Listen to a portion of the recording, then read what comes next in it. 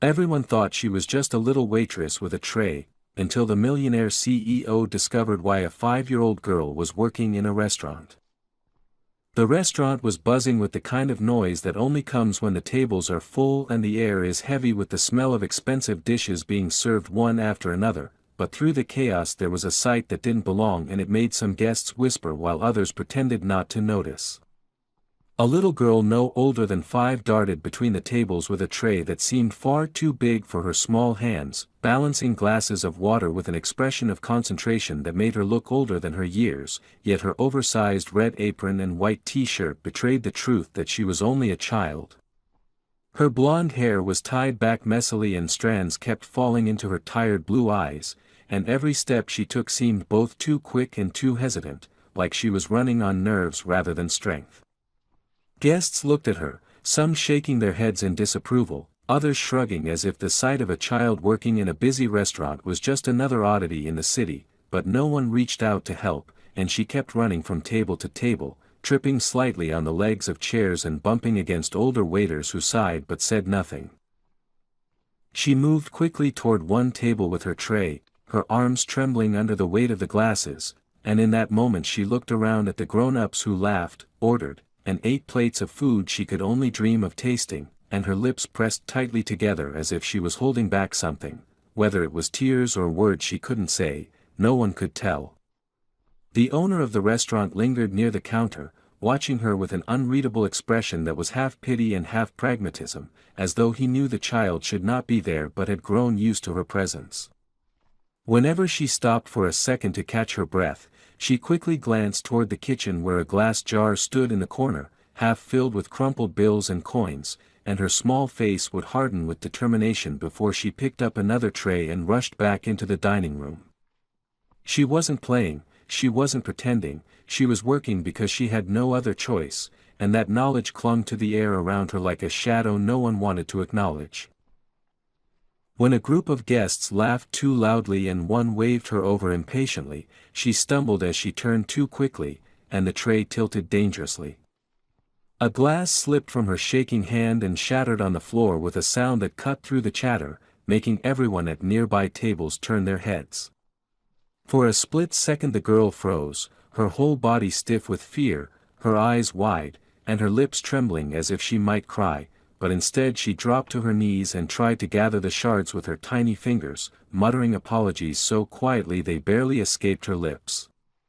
The other waiters hurried past her, ignoring her struggle as though it was normal, and the guests shook their heads again, but no one stopped to lift her from the ground. In that moment she seemed smaller than ever, a fragile figure swallowed by the luxury and noise of a world too large for her, and yet there was a stubborn resolve in her blue eyes that revealed she would pick up every piece and keep moving, no matter how much it hurt her. At a corner table near the wide windows that looked out onto the city, a man in a pale blue suit sat quietly, his dark hair neatly styled and his piercing blue eyes observing the room with the practiced detachment of someone who had spent years reading people without ever fully belonging to their world. He was Ethan Carter, a millionaire CEO whose name alone carried weight in boardrooms and on magazine covers, a man used to polished presentations and perfectly planned negotiations. Yet tonight, instead of focusing on the numbers and strategies swirling in his mind, his attention was drawn again and again to the small figure darting through the restaurant with a tray that seemed almost larger than her. At first he thought it was some ill-advised gimmick by the owner to charm the wealthy clientele, perhaps the daughter of an employee playing dress-up, but the more he watched her, the more he realized there was no playfulness in the way she moved. Her steps were frantic, her little shoulders tensed under the weight she carried, and her eyes carried a kind of weariness he had seen only in adults who were fighting battles they never spoke about. He noticed how other patrons looked at her, some with discomfort, some with outright amusement, and some with that cold indifference that came from convincing themselves it wasn't their problem. Each time she stumbled slightly, his jaw tightened, and when he saw the glass fall and shatter at her feet he almost stood up instinctively, his hand gripping the edge of his table as if he might rush over. The sight of her crouching on the ground, her tiny hands trembling as she tried to collect the sharp shards, was so jarring that for a moment it cut through the carefully built armor of control he always carried. He watched the waiters step around her as though she were invisible, watched the guests wrinkle their noses and look away, and he felt a surge of anger so sharp it surprised even him. He had walked into this restaurant expecting nothing more than a meal and perhaps a moment of solitude, but now he found himself unable to look away from the little girl who was clearly working in a place where no child should have been. When she straightened up, her cheeks flushed red with humiliation, her lips pressed tightly together as if to keep the tears from falling, Ethan's chest tightened. He remembered himself at a much younger age, not poor but lonely, struggling with the weight of expectations that came with being born into privilege, and he recognized the same desperate silence in her eyes that he had once carried. He noticed how every so often her gaze drifted to that jar on the counter, how her face would momentarily lose all fear and transform into determination, as if all of her efforts and exhaustion were aimed at filling that jar with enough money to buy something desperately important. He thought about the way she looked at the plates of food passing by, not with the casual glance of a child curious about treats, but with a hunger that came from not knowing when she would eat next. As the evening wore on, Ethan could not shake the image of her running barefoot through the maze of tables in her mind, her apron too large, her body too small, her spirit somehow too unyielding to break even in the face of cruelty. He leaned back in his chair, no longer interested in his meal, and found himself studying the details of her every move, the way her hands trembled slightly each time she picked up a tray, the way she avoided eye contact with most customers, the way her lips silently moved when she counted the coins in the jar as if rehearsing a mantra that kept her going. It was not charity that pulled at him, nor pity, but something deeper, an undeniable conviction that what he was witnessing was not just wrong but unbearable, and he realized with growing certainty that he could not leave this place tonight without finding out who she was and why she was working here. The hum of the restaurant seemed to fade into a distant murmur as Ethan Carter's thoughts tangled between logic and emotion, his instincts urging him to intervene while the voice of caution whispered that he was stepping into a world he did not understand. Yet no amount of restraint could quiet the unease building in his chest when he saw the girl stumble again, her small hand clutching the edge of the tray as the glasses rattled dangerously close to spilling. He could see how tired she was, the way her arms shook slightly with the effort, and he felt an anger rise inside him, not directed at her, but at the adults who allowed this to continue. He was a man who thrived on order, on systems and control, and nothing about this situation made sense to him. The more he observed, the clearer it became that this was not some harmless mistake of a child playing at work, but a necessity forced upon her, and that realization left a sour weight in his stomach. Ethan finally pushed his chair back and stood, his tall frame drawing a few curious glances from nearby tables. He did not notice them. His gaze remained fixed on the child as she carefully set down the tray at a corner table, her lips pressing into a forced smile as if she believed that politeness might shield her from criticism. The man at the table barely acknowledged her, waving her away impatiently, and she lowered her head quickly, as though to make herself smaller. Ethan followed her path as she moved to the counter, standing on her toes to reach a stack of plates that seemed far too heavy for her tiny arms. He approached slowly, not wanting to startle her, yet she noticed him almost instantly, her big blue eyes flickering with a mix of fear and suspicion, as though she had already learned not to trust strangers no matter how kind they appeared. For a moment Ethan paused, struck by the depth of emotion in her gaze. She was so young, perhaps no more than 5 or 6, yet her eyes held a kind of wisdom and sorrow that no child should have to carry. When she tried to lift the plates and nearly lost her balance, his hand shot out instinctively, steadying the stack before it could crash to the ground. Her breath caught, and she looked up at him, startled, as if she could not understand why someone would bother helping her. "You'll hurt yourself," he murmured quietly, his voice gentle but firm, and though he did not expect her to answer, she blinked rapidly, her lips parting as if to speak but no words came out.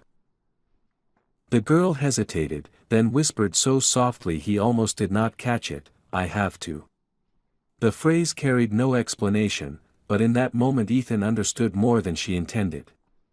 She had to work, had to carry the weight, had to keep moving despite her exhaustion because there was something greater at stake than her own comfort. His throat tightened as he studied her small hands, the way her knuckles turned white from gripping the edge of the tray too tightly, the way her shoes looked scuffed and worn as though they had carried her far beyond what was fair for a child her age.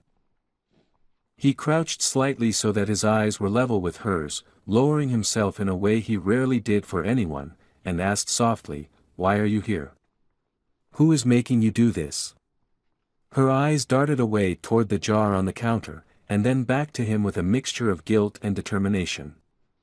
She did not answer directly, but her body said enough. Ethan felt his chest tighten again, the protective instinct he often tried to suppress roaring to life with unexpected force. He was used to people approaching him for deals, for money, for power, but never had he felt so compelled to reach out simply because someone was hurting. A waiter appeared suddenly, interrupting the fragile moment, and barked at the girl to get moving. She flinched, clutching the tray to her chest as though shielding herself from a blow, and Ethan's jaw clenched at the casual cruelty. He turned his head slowly toward the man, his blue eyes darkening with a warning that needed no words. The waiter faltered under the weight of that stare, muttering something under his breath before walking away, but the girl had already returned to her task, shoulders hunched, moving quickly to avoid drawing more attention. Ethan straightened, watching her vanish between tables, and he felt the undeniable certainty that his evening, and perhaps his life, had shifted in a way he could not yet fully understand. As he returned to his table, Ethan no longer cared about the untouched plate of food waiting for him or the glass of wine growing warm by the second. His thoughts lingered only on the child, on the way her small voice had trembled when she said, "I have to," and on the unbearable truth that she was carrying burdens no child should. He leaned back in his chair, his eyes scanning the restaurant until they found her again, and he silently promised himself that he would not leave this place tonight without finding out exactly why she was here and what he could do to change it. The restaurant began to empty as the evening hours stretched longer, and Ethan remained at his table far past the point where his food had gone cold, watching with growing unease as the little girl continued her impossible work. Each time she passed by, balancing trays far too heavy for her small arms or wiping down tables with movements that revealed her exhaustion, he felt a deeper weight settle in his chest. This was not a mistake or a one-time occurrence. It was her life. The other staff treated her presence as normal, giving her commands or snapping at her when she slowed, as though she were not a child but an invisible servant. He could see the faint redness in her cheeks, not from the heat of the kitchen but from the humiliation of being scolded in front of strangers, and every time she flinched under raised voices he clenched his fists beneath the table to stop himself from intervening more forcefully than he already had. When the last of the patrons paid and left, the noise of conversation faded into silence broken only by the clatter of dishes from the kitchen. Ethan stood, his tall frame commanding the space, and deliberately walked toward the counter where she was stacking glasses onto a shelf. She noticed him instantly, her body going tense as if expecting trouble, and for a moment he hated how instinctively she braced for harm rather than kindness. He crouched slightly so as not to tower over her and asked gently, "What's your name?"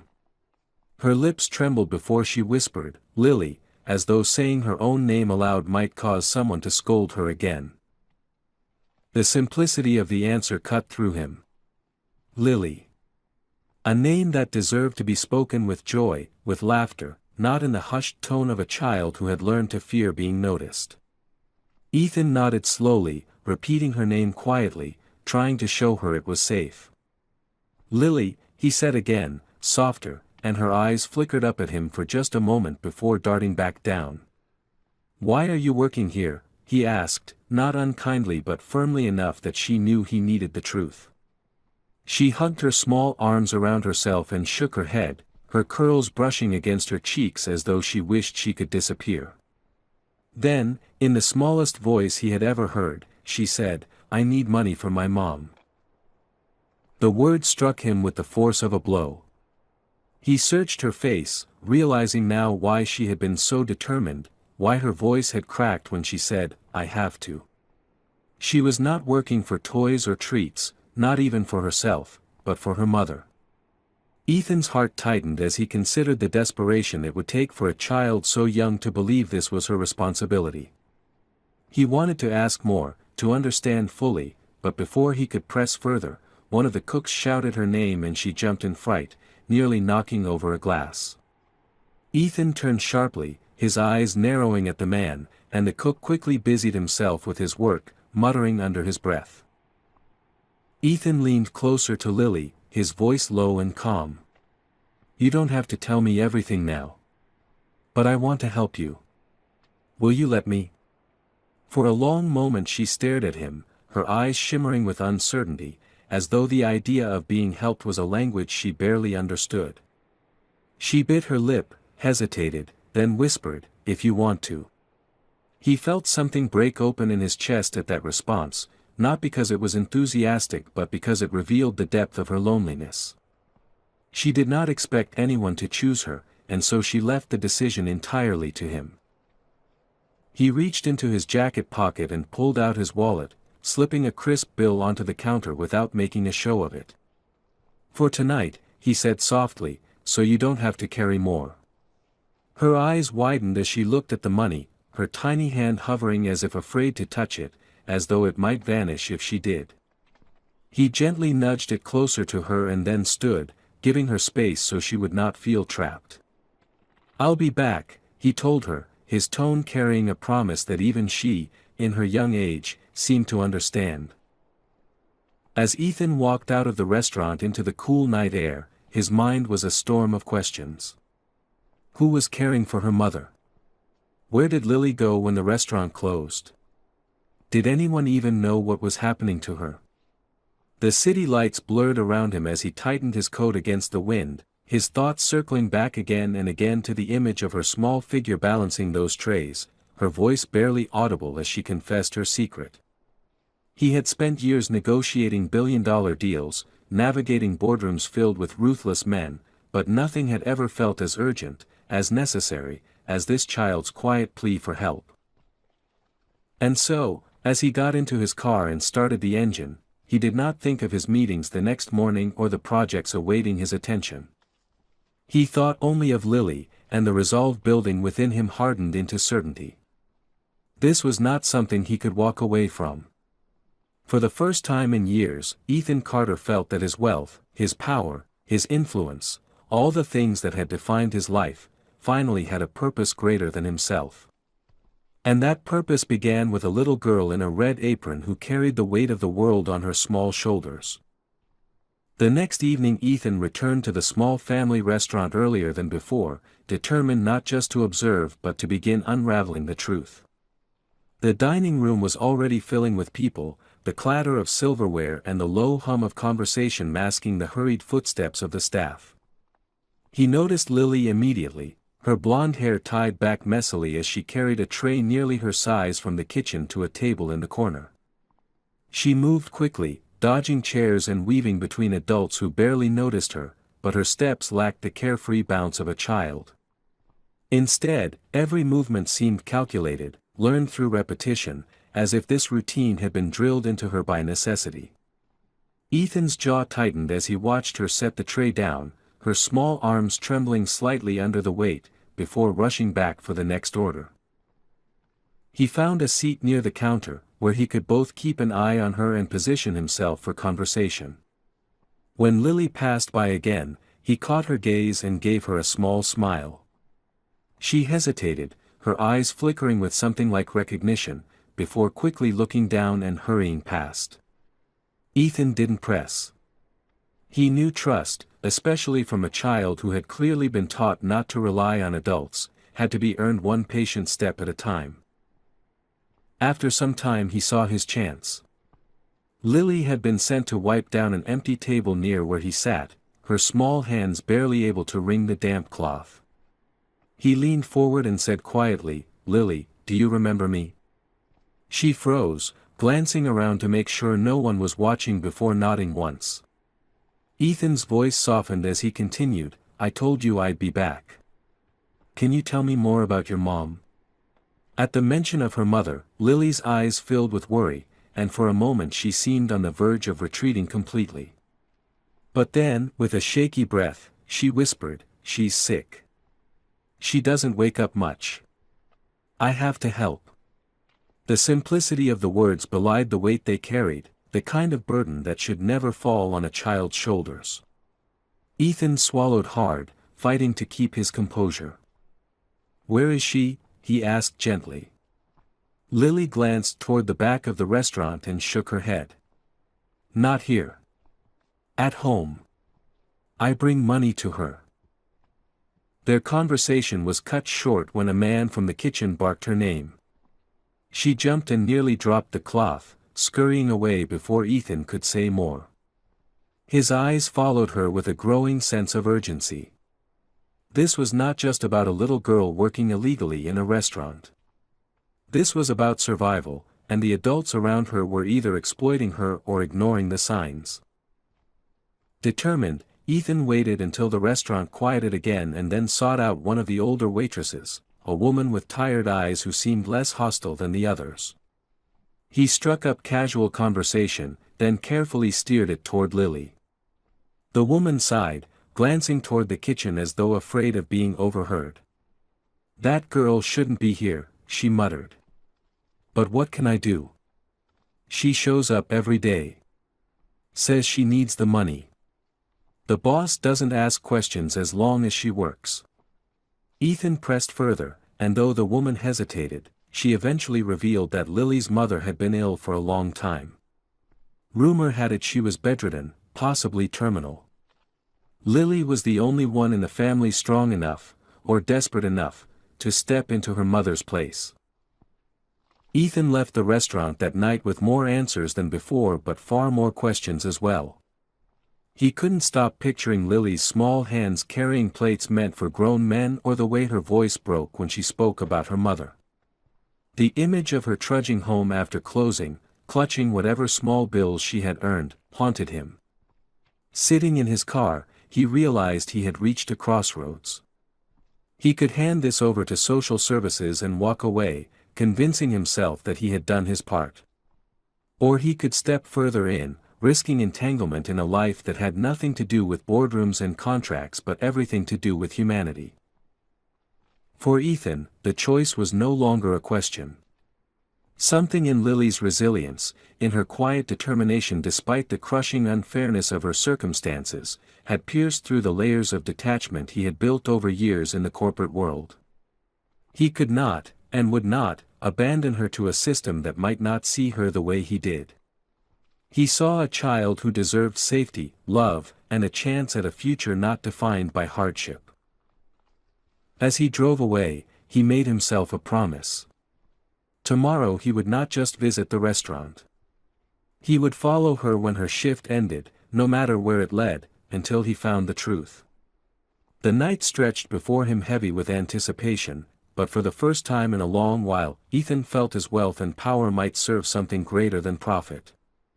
It would serve a little girl named Lily, who carried the weight of the world on her shoulders and still managed to whisper her fears with courage. Ethan returned the following day with a new determination burning inside him. He had spent the night unable to shake the image of Lily struggling with trays larger than herself, her little hands trembling as she tried to keep up with the demands of adults who treated her as invisible. That morning he had cleared his schedule, postponed meetings, and told his assistant that no calls should disturb him. For the first time in years, work did not matter more than the gnawing weight in his chest.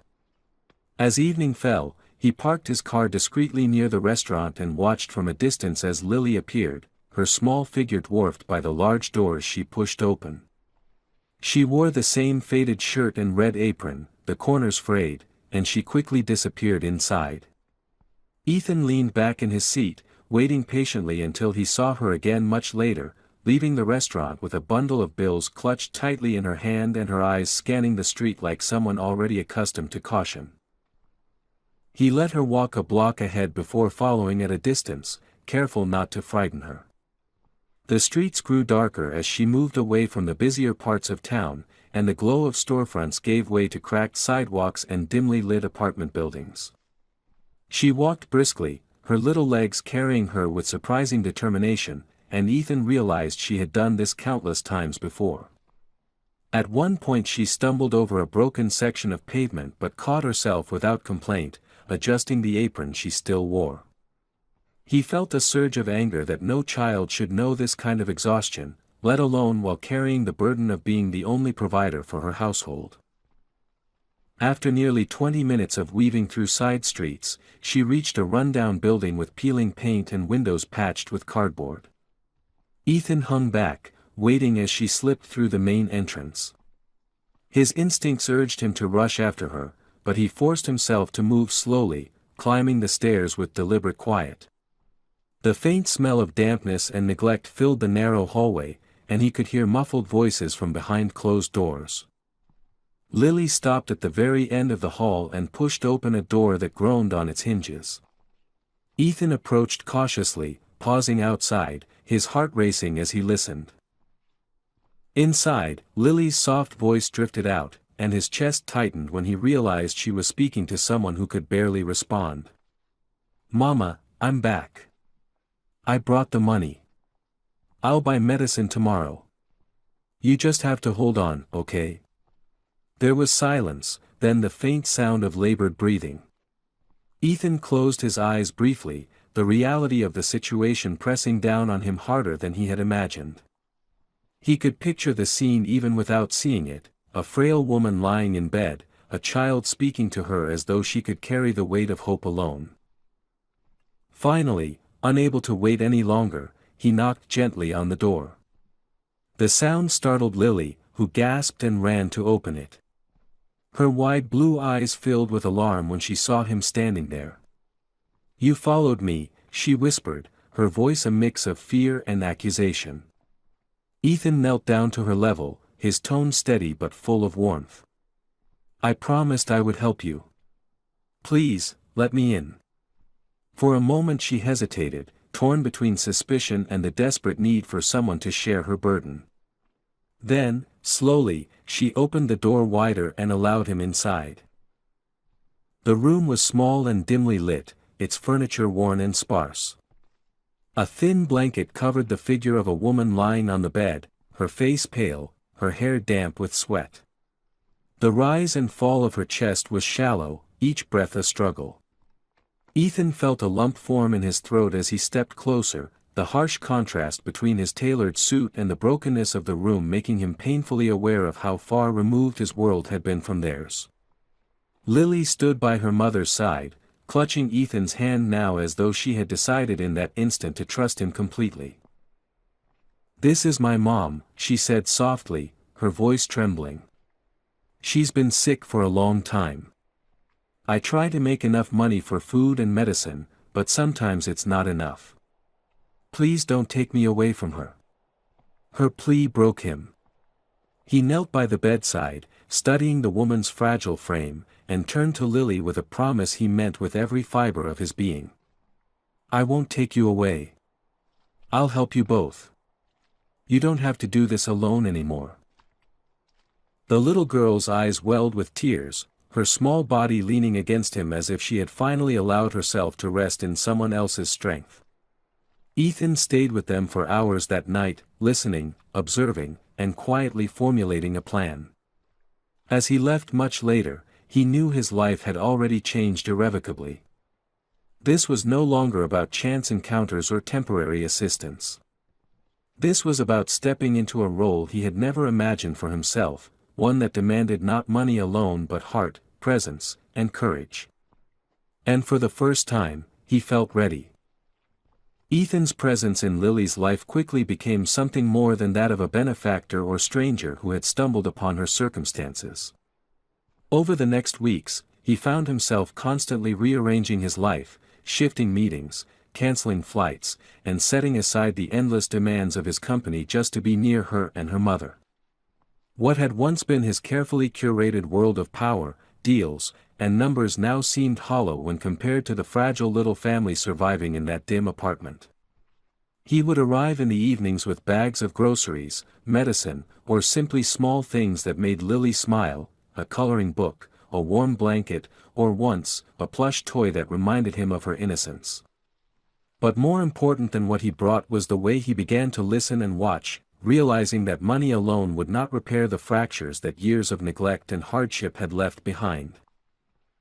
One evening, as snow began to fall heavily outside, Ethan found Lily sitting at the small table by the window, scribbling on scraps of paper.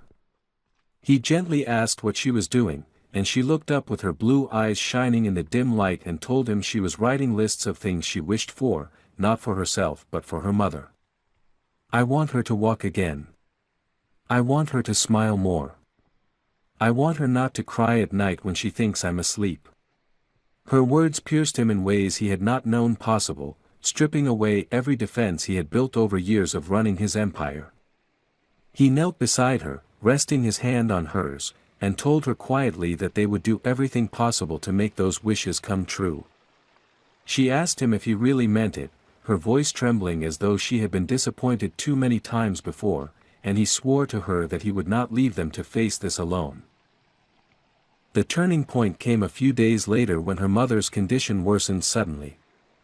Ethan rushed her to a private clinic where he demanded the best doctors attend to her immediately, sparing no expense. For Lily, the hospital visit was both terrifying and miraculous. She clutched his hand so tightly her small fingers left marks, whispering over and over, "Don't let her go. Please don't let her go." Ethan bent down and promised her he would fight alongside her, even though deep down he knew there were no guarantees. In those tense hours, as machines beeped and doctors worked frantically, Ethan sat with Lily in the waiting room, his arm around her as she leaned against him, her exhaustion finally forcing her to sleep. It was in that quiet moment, with the sound of her breathing against his chest, that he realized he no longer thought of this as an act of charity or duty. She had become family to him, a bond born not of blood but of choice, and he could not imagine stepping away. When the doctors finally emerged with cautious optimism, saying her mother had stabilized but recovery would be long, Ethan felt a wave of relief unlike any boardroom victory he had ever known. Lily threw her arms around his neck and whispered, "You kept your promise," and the words nearly broke him. For once, his wealth had been used not for acquisitions or status but for saving a life that mattered to someone who had nothing else. As he drove them back home later, the snow still falling, Ethan glanced in the rearview mirror to see Lily fast asleep, clutching the new toy he had given her, and her mother resting weakly beside her. He felt something stirring within him, a sense of belonging and purpose that went beyond success. The following days became a rhythm of hospital visits, home-cooked meals he had never imagined himself making, and evenings spent reading Lily bedtime stories when her mother was too weak to do so. His colleagues grew restless with his absence from the office, but Ethan no longer cared. He had discovered something far more important than the next deal. At times, he caught himself wondering how his life had wandered so far from what he thought he wanted, but every time Lily smiled or leaned against him trustingly, he knew he was exactly where he was supposed to be. As weeks passed, whispers began among those around him, investors curious about his absences, employees shocked at the sight of their powerful CEO carrying a little girl's backpack or waiting in a hospital lobby. Yet Ethan never flinched, because in his heart, the choice had already been made. He was no longer just a man who had stumbled upon a child suffering by accident. He was now a guardian, a protector, and, in many ways, the father she had been denied. And though the challenges were far from over, he embraced them, because for the first time in his life, he knew that love, not power, was the only thing worth fighting for. The day that would forever change the course of their lives arrived quietly, without the fanfare Ethan was so accustomed to in his business world. There were no flashing lights, no reporters, no congratulatory champagne flutes being raised in boardrooms. Instead, there was the simple sound of Lily's laughter filling a sunlit room, her small voice echoing through the hospital corridor as her mother finally opened her eyes after weeks of silence. Ethan had been sitting nearby, keeping watch through the long nights as machines hummed and medical staff whispered updates. He had grown used to the rhythm of Lily climbing into his lap during those long waits, drawing pictures for her mother and asking endless questions about whether she would wake up. That morning, as he leaned against the chair with his eyes half closed in exhaustion, he heard the faintest stir, and when he looked up, the woman on the bed was moving her lips, her hand twitching as though reaching out into the air. Lily bolted to the bedside, tears streaming down her face, calling "Mom" over and over, and in that instant, Ethan felt as though a weight he had carried for weeks had finally lifted. In the days that followed, recovery became the central focus. Ethan spared no expense, transferring her to a private rehabilitation center with the best specialists, ensuring she would have every chance not just to survive but to thrive. He watched quietly from the background, letting Lily shower her mother with love, never once asking for recognition, because it wasn't about him. Yet, even in his silence, the bond between him and Lily's mother began to grow. She learned of what he had done in her absence, the sacrifices he had made, and the way he had stepped into a role no one had asked him to take but that he had embraced without hesitation. At first, she struggled to believe it. Why would a powerful man with an empire at his fingertips devote himself to a little girl who wasn't his own? But as she watched the way Lily ran to him, the way he tucked her into bed, and the way his eyes softened whenever he spoke about her, the answer became clear. For Ethan, the transformation was even more profound. Once consumed by a relentless pursuit of success, he now found joy in the smallest of things, holding Lily's hand as they walked into the hospital, helping her with schoolwork, cooking meals he once would have dismissed as trivial tasks. He began to imagine a future he had never considered before, one where his evenings were not spent alone in penthouses but in a home filled with laughter, warmth, and the chaos of family life. He realized that wealth and status had given him the power to shape destinies, but for the first time, he used that power to nurture, to protect, and to love. And in return, he received something no amount of money could buy, the unshakable trust of a child who saw him not as a billionaire CEO but simply as the man who never walked away when she needed him most.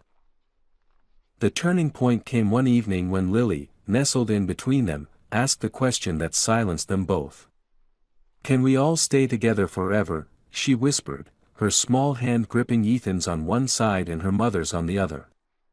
Ethan's throat tightened, and for a moment he couldn't answer, but then he leaned forward, pressing a gentle kiss to the top of her head, and told her that nothing in the world could ever make him leave. Her mother's eyes glistened with tears, and for the first time since her illness, she allowed herself to smile, because she knew in her heart that this was no longer a fragile arrangement born of chance. It was the beginning of a family. In the months that followed, their lives intertwined seamlessly. Ethan introduced them to a world they had never known, trips to the countryside, evenings at theaters, quiet weekends in places far away from the noise of the city. But more importantly, he made sure to ground their lives in normalcy: Sunday breakfasts cooked together, school projects spread out on the dining table, nights spent reading stories until Lily drifted into dreams. People around him whispered, speculated, and judged, but Ethan no longer cared for their approval. What mattered was the way Lily's laughter filled the halls of his once empty home, the way her mother's strength returned little by little, and the way, against all odds, they had built something whole out of broken pieces. On the anniversary of the day he first found Lily in that hospital hallway, Ethan stood watching her play in the garden, her curls bouncing as she twirled with a doll in hand. Her mother stood beside him, her arm brushing his, and whispered a quiet thank you, not for the money, not for the rescue, but for the love and presence he had given when it mattered most. He turned to her, and for once, words failed him.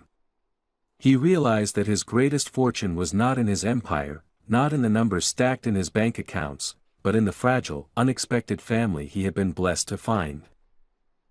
The story that began with a little girl clutching a piece of paper, asking a stranger to write a note she couldn't, ended with a home where her voice was never silenced again, where she was never alone in her wishes, and where she finally knew the warmth of being loved without condition.